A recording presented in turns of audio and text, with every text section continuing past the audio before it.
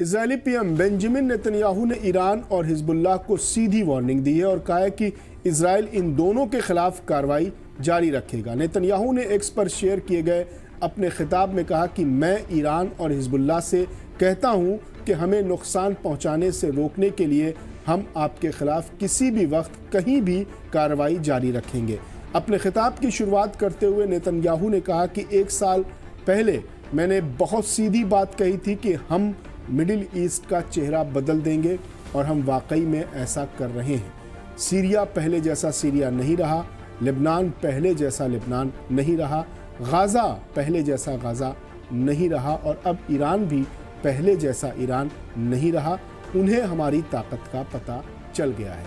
वहीं Hezbollah chief Naeem Qasim ने कहा है कि बेशक हमारे लीडर मारे गए, हम पर पेजर अटैक हुए, लेकिन इजराइल के इरादे लेबनान में पूरे नहीं हुए हैं।